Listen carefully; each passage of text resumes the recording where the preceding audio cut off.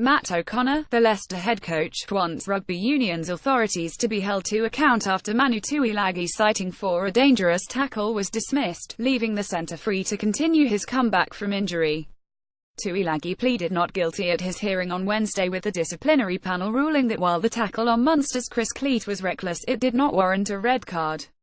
It was the 26-year-old centre's first match since the opening day of the season, having undergone knee surgery, and means he is available for Leicester's Christmas Eve match against Saracens.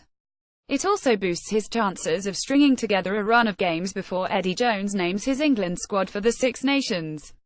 While O'Connor was satisfied Tuilagi had been cleared, he pointed to the disruption the disciplinary process had caused. In October, the England captain Dylan Hartley's involvement during the autumn internationals was placed in jeopardy after he was cited for striking the head of Clements Rabah-Slimani.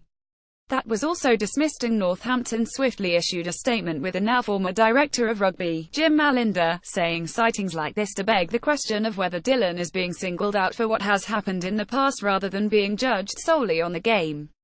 O'Connor said he does not believe Tuilagi had been singled out because of his Pacific Islands heritage, but he was similarly critical of the disciplinary process.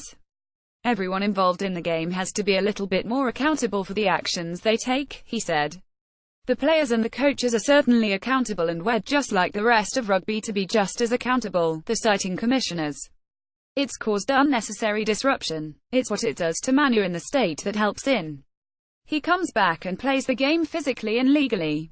Unfortunately, it just makes everyone a bit unnecessarily cautious about the physicality and collisions. The citing commissioners need to be a little bit more accurate with what they're sanctioning and what they're not. Tuilagi's former British-Irish Lions teammate Brian O'Driscoll insisted the game has gone soft in response to the citing on Tuesday, and O'Connor insisted that the tackle was legal.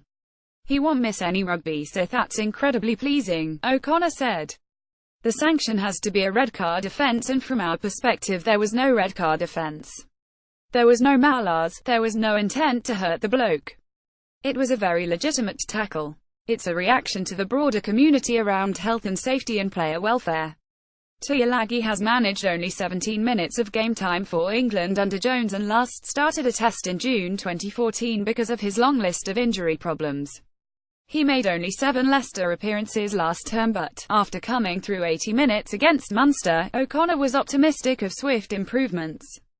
He'll get better and better every time he plays, O'Connor said on Sunday. We'll be very diligent about what we have to do, but the growth that he'll get out of that mentally and physically will be enormous for us.